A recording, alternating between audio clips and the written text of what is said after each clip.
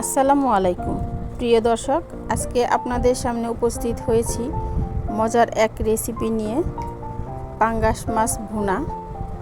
যারা পাঙ্গাস মাছ খান না তারা এভাবে ভুনা করে খেয়ে দেখতে পারেন।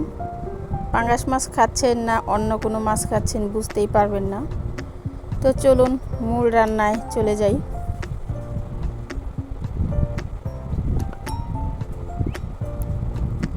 এখানে আমি 3 টুকরা পাঙ্গাস মাছের পেটির পিস ছোট ছোট করে কেটে নিয়েছি।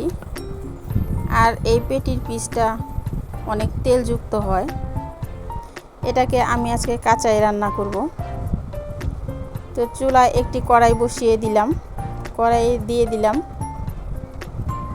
1 কাপেরও একটু কম তেল। আর এখানে 4টা মাঝারি সাইজের পেঁয়াজ, রাঁধুনি, ধনিয়া এবং জিরা একসাথে পাটায় বেটে নিয়েছি। আপনারা চাইলে ধনিয়া জিরার গুঁড়াও ব্যবহার করতে পারেন। তো তেলের মধ্যে এই পেঁয়াজ বাটাটা একটু ভালোভাবে ভেজে নেব, যাতে মশলা এবং পেঁয়াজের গন্ধটা চলে যায়। আর পেঁয়াজটা যেহেতু বেটে নিয়েছি, এমনিতেই ঝোলটা অনেকটা গাঢ় হয়ে যাবে।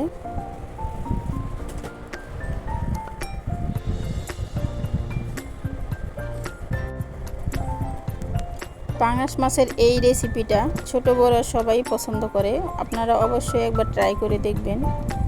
তো এই পর্যায়ে দিয়ে দিলাম 1 চামচ পরিমাণ আদা রসুন বাটা।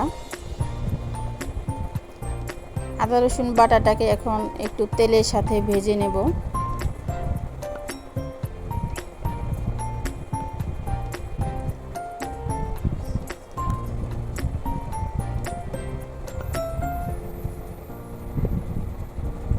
এরপর দিয়ে দিলাম পরিমাণ মতো লবণ।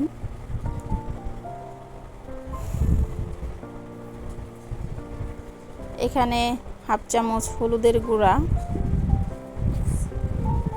1/2 চামচের একটু বেশি মরিচের গুঁড়া দিয়ে দিলাম। আপনারা ঝালটা আপনাদের পরিমাণ মতো বুঝে দিবেন। আমার যেহেতু তরকারিটা পরিমাণে কম, সেই জন্য এখানে আমি কম ব্যবহার করেছি। তো মশলাটা একটু তেলের সাথে ভেজে দিয়ে দিলাম 1.5 কাপ পরিমাণ পানি। এই পাঙ্গাস মাছ রেসিপিতে আমি একবারই পানি ব্যবহার করব। তো পানিটা ফুটে ওঠার পর একটু ঝোলটা গাঢ় হলে আমি দিয়ে দিব মাছগুলা। তো পাঙ্গাস মাছ ভুনা ভাজা মাছের স্বাদটা এক রকমের হয় এবং কাঁচা মাছের স্বাদটা আরেক রকম হয়, দুভাবেই ভালো লাগে। তবে এই রেসিপিটা এইভাবে করলে অনেক বেশি স্বাদের হয়। তো এই পর্যায়ে আমি চুলার আঁচটা মিডিয়াম করে রাখলাম। এভাবে করে প্রায় 15 মিনিটের মতো রান্না করব। এখানে একটা কাঁচামরিচ ছোট ছোট করে কেটে দিয়ে দিলাম।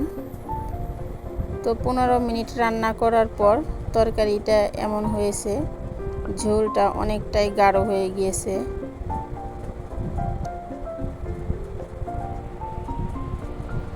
আর তেল বের হয়ে আসছে।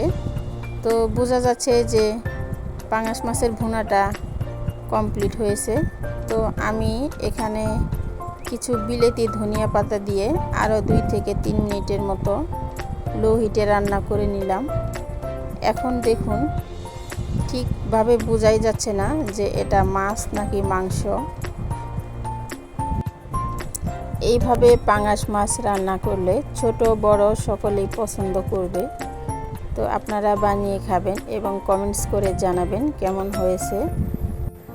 ভিডিওটি ভালো লাগলে লাইক কমেন্ট শেয়ার করে দিবেন। সাবস্ক্রাইব করে ছোট চ্যানেলটার পাশে থাকবেন এবং ফেসবুকে থেকে দেখে থাকলে অবশ্যই ফলো দিয়ে দিবেন। তো সকলে ভালো থাকবেন। আসসালামু আলাইকুম।